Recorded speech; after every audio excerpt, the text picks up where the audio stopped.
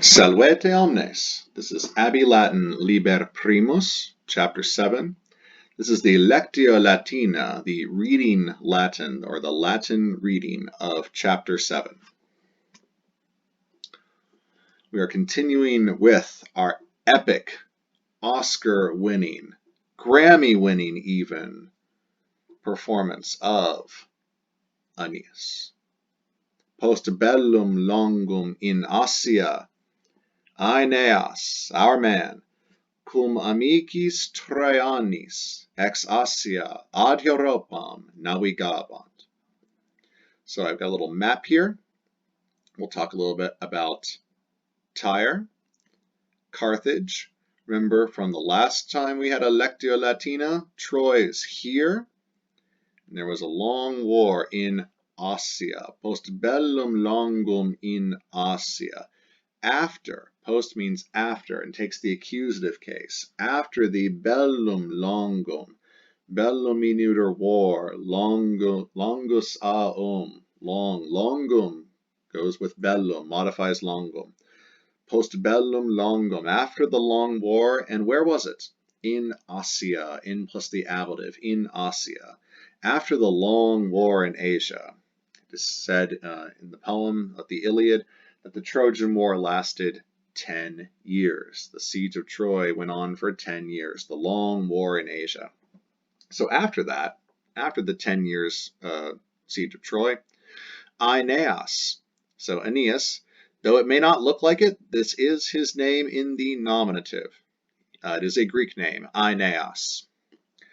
Cum, it's a preposition meaning with, can take the ablative to show accompaniment, or it could take the ablative to show manner. Ooh, what is it? Amicis, so that answers that. Well, it's ablative of accompaniment, in the company of friends, with friends. Aeneas, with friends. What kind of friends are they? Troianis, from Troianosaon. This is the adjective for Trojan. In the Middle Ages, this consonantal I, because this is vowel I, right? This is I pronounced E, so Troianis, is, I pronounced E.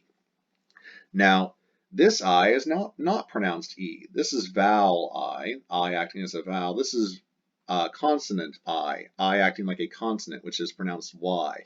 So Troia, Yanis, Yanis. In the Middle Ages, we started writing this I as a whoop J. Go ahead and give this I a little tail if you want at the bottom. It becomes a J, which is our spelling of Trojan. And that's how we get Trojan.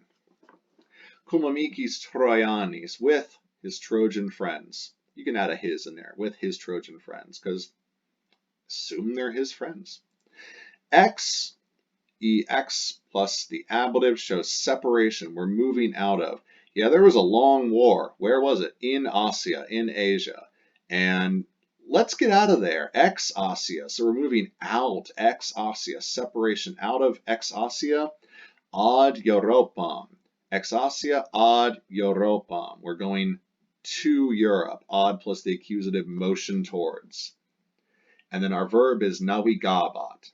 Navigabat. So navigo, navigare, navigavi, navigatus, to sail. The bat ending, the T ending, is third person singular, and this is imperfect with the ba, navigabat. So we said our subject was Aeneas. He was sailing.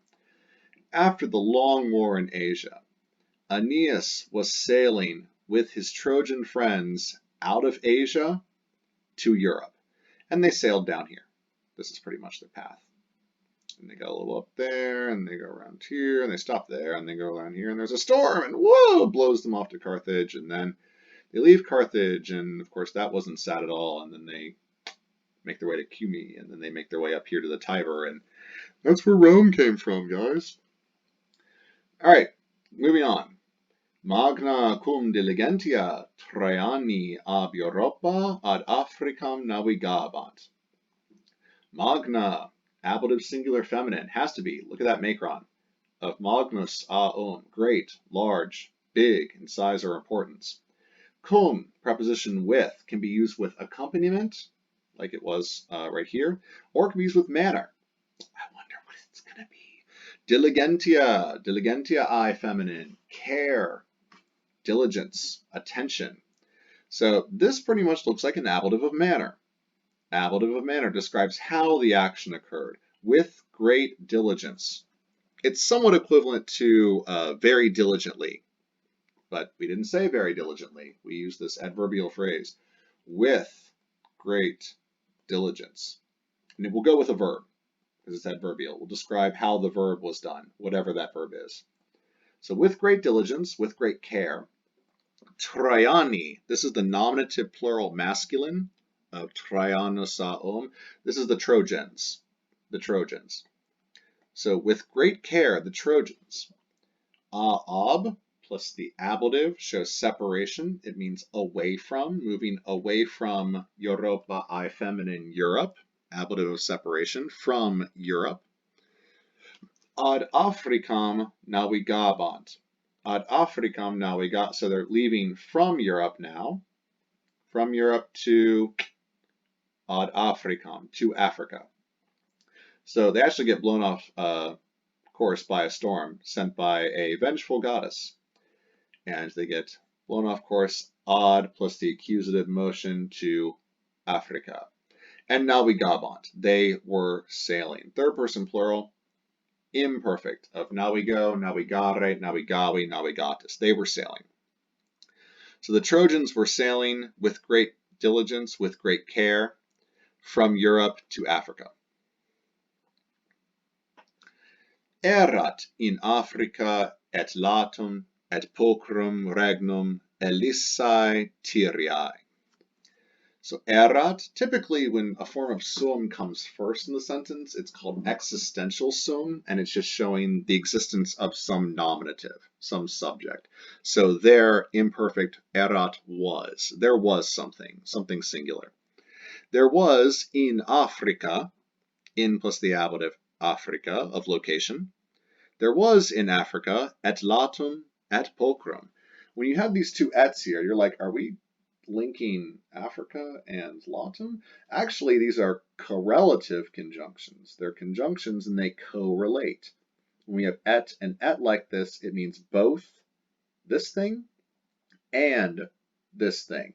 So this et kind of picks up this et and they link together to link this thing and this thing. In English, we would say both latum and pulchrum, and both of these adjectives describe regnum.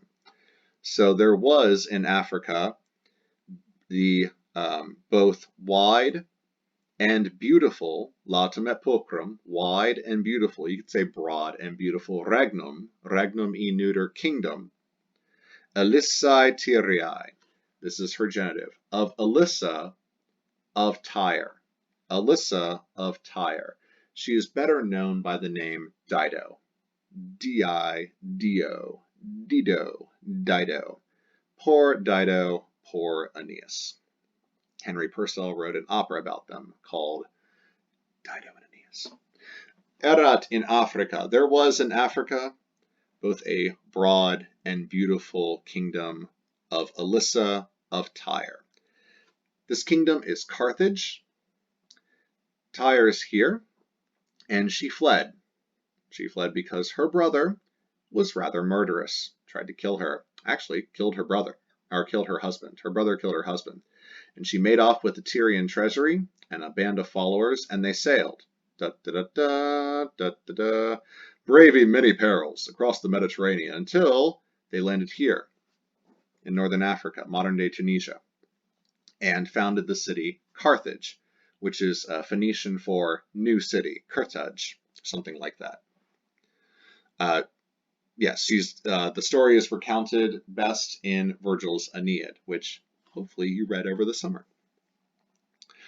Here's a lovely painting by Claude Lorraine, Aeneas and Dido in Carthage. Look how nice that is. Nothing could ever go wrong here. How idyllic. And I bet they lived happily ever after. Traianis frumentum et dona magna Elissa Liber dabat, et Aenean rogabat multa. And then she goes on to ask many things. Traianis. So Traianus aum, and it's plural. You can tell the is ending. So something about the Trojans. It's either dative is or ablative is, plural, Trojanis. Not quite sure yet, but I'm going to go ahead and guess it's the dative, because your only option for the ablative without a preposition in front of it would be ablative of means. By means of the Trojans? It's kind of weird. I would imagine that it's dative, and this is actually showing the indirect object. Something is being done to or for the Trojans. To or for the Trojans. Frumentum. Frumentum in neuter is grain. It could be nominative or accusative because it's neuter, but it's singular. So the grain is either the subject or the direct object.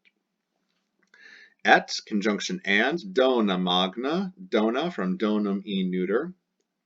Now, either the nominative or accusative plural neuter, gifts, and magna modifies it. So magna saum, great, big, large. So big gifts, large gifts, either the subject or the direct object, because like frumentum, donum is neuter. It's just plural. Elissa, well, that solves that problem. Elissa is definitely and can only be nominative. Elissa, also known as Dido. So Dido is the subject, and she's doing something, and now we know that frumentum and dona magna are the direct objects. They have to be. So we know that she's doing something to the grain and the great gifts, and she's probably doing it for the Trojans, if we've determined that Trojanis is the dative indirect object. Libere, libere is freely. It's the adverb form from liber, libera, liberum. You take the stem liber and add an e. Freely. Liber, free, add the e, li, freely. Adverbs modify verbs, adjectives, and other adverbs. Here, libere, the adverb, is modifying the verb dabat. Dabat from do, dare, dedi, datus. Dabat, third person singular, imperfect tense. So Elissa is the subject. She was freely giving grain and great gifts to the Trojans. So we were right about Trojanis being the indirect object. But we're not done yet. Et aineon rogabat multa. Aineon, well, that looks weird. What's that N doing there? What am I supposed to do with that? This is the Greek accusative. What? Yes, the Greek accusative of aineos. Aineon. Get over it. It's okay. It's just the Greek accusative. This is the direct object. So, aineon rogabat, from rogo, rogare, rogawi, rogatus, which means to ask, to interrogate, like an interrogative, asking word. So Elissa was asking the direct object Aeneas multa. The verb rogo typically takes two direct objects. Like, I ask you a question. I ask you a direct object, a question, which is also the direct object. So rogo usually takes a double accusative, double direct object. Aineon and multa. Multa is accusative plural and neuter. So it's going to be the direct object of rogabat. And we would say many plural neuter things, many things. Elissa was asking Aeneas many things. You could also say Elissa was asking Aeneas much. She was asking him much. She was asking him multa, many things. So the whole sentence so far is, Elissa was freely giving grain and great gifts to the Trojans and was asking Aeneas many things. She was asking him much. And quotation marks, which the Romans did not have. Troiamne Graeci occupabant? So she's asking a question. We know it's a question because the first word ends with the enclitic ne. She's asking a yes or a no question. Troiamne Graeci occupabant, and Troiam, so without the ne is just there for the question. It's Troiam, the accusative direct object of Troia I feminine. Troy, this is the place, the city, the kingdom. So the direct object, Troiam, accusative. And the author thought that this was the important, emphatic, operative word here. Was it Troy? Troy? Something happened to Troy?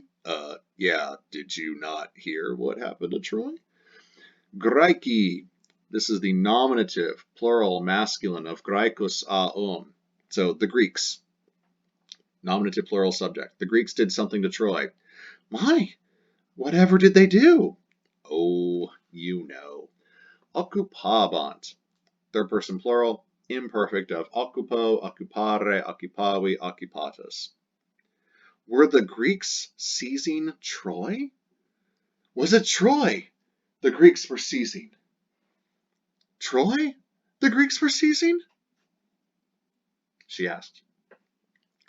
Respondebat, which means he was responding. I know this is a verb you don't know, but you should be able to see it. Responde, respond, and it's got that imperfect bat ending, which you are familiar with. So it is still third person singular imperfect. It's just in a conjugation that you haven't met quite yet. But you can still figure it out. You're smart. Respondebat Aeneas. Aeneas responded. Responded Aeneas. Quotation marks. Cum Audacia et tellis Troiam Graeci occupabant. Which is a long way of saying, yes, they did. Cum Audacia, cum, preposition either takes the ablative of accompaniment or ablative of manner. Audacia, well, that answers that. Unless you showed up to the party in the company of boldness, daring, audacity. Hello, this is my friend, Audacity, Audacia. Nice to meet you. Now this is ablative of manner, not accompaniment. Manner, in the manner of boldness. It's how they did the action, how they occupabant. So cum plus the ablative of manner. Audacia I feminine. Audacity. Do you have the audacity? Do you dare? Daring, boldness. Conjunction et and. Tellis from tellum e neuter, weapons, offensive weaponry, like spears, javelins, pokey things, as opposed to arma or neuter plural, which tend to be arms, armor, but can also include swords and knives, like short-range weaponry, as opposed to tellum, which are typically offensive, long-range weaponry. Troiam, Troia I feminine, once again, we've seen that. Troy, the name of the city, the kingdom, it's in the direct object. Graeci is once again the subject, nominative plural masculine, and occupabant once again is the third person plural imperfect of occupo, occupare, occupavi, occupatus. So the Greeks were seizing Troy with boldness, with daring, and with weapons. They didn't just have the daring. They didn't just have the guts. They also had the knives, the swords, the spears, those pointy things. So the Greeks were seizing Troy with boldness, with daring, and weapons. Quam diu navigabatis? How long were you sailing? The queen asked. Quam diu navigabatis? Quam diu, how long, for how long, navigabatis, were ye sailing? Second person plural, imperfect of navigo, navigare, navigavi, navigatus. Respondebat, once again, he was responding. So this is a question that the queen asked, Alyssa, Dido, and Aeneas replied, multos annos navigabamos. So for many years, multos annos, annus e masculine is a year, for many years. Navigabamos, we were sailing. First person plural, imperfect. We were sailing for many years. And they were. Gratias promeis tibi ago. So gratias, from gratia I feminine, means thanks. Gracias. Thanks promeis on behalf of meis, on behalf of meus aum. May seem weird, it's a substantive. It means on behalf of mine, my own. I hope you and yours are well, meaning I hope you and your family, your friends, your loved ones are well. So thanks on behalf of mine, meaning my friends, my family, my people. Meis, on behalf of mine, my own, my friends, my people. Tibi, sedative for you, and then ago, I give. We somewhat went over this in chapter 1, how to say thank you. Gratias tibi ago. I give thanks to you, tibi, on behalf of my people. I give to you thanks. I thank you on behalf of my people. Because she helped him.